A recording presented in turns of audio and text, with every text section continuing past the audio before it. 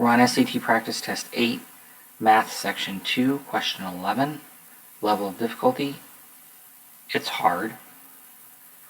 Got this big ugly equation. What's the sum of the solutions to the given equation? So you're looking for sum. Alright, I'm going to break this equation into parts. So this is a part, and I want to deal with it before I move on to other parts. So x times x is x squared, plus x times 1, which is x, minus 56, that's easy, equals, and then I want to do this part separately.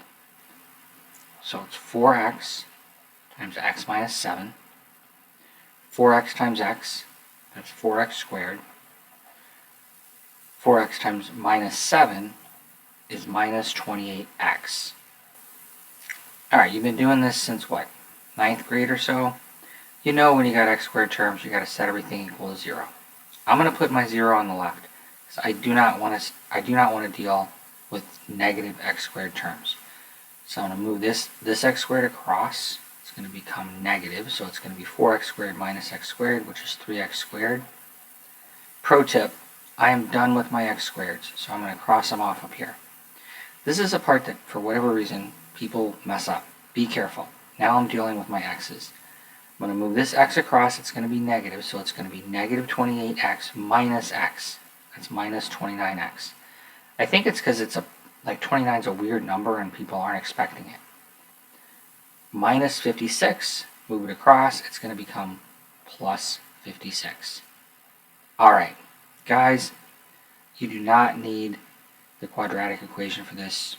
You can do it. It's dumb. Just figure it out. You got a 3x here. You're foiling this out. You got an x here. You got a minus here and a plus here, so you know these are going to be minuses. And just try something. What's some stuff that you can multiply to get 56? How about 7 and 8? So 3x times x, 3x squared, FOIL it back. 3x times minus 8, that's minus 24. X minus 7x, okay, that's minus 31x, that's not going to work. I did that on purpose because I want you to see that you can just try something else. Try this.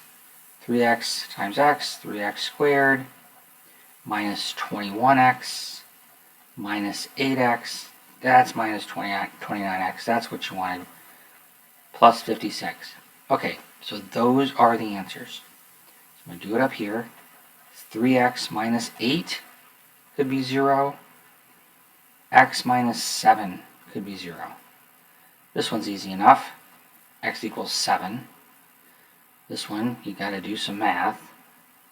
3x equals 8. Divide by 3. And you get 8/3. So the sum is going to be 7. Do it here. Plus 8/3. And from here, use your calculator. Turn this into a decimal, whatever you want to do. I'm going to go back to 2nd grade. I want to show you something cool.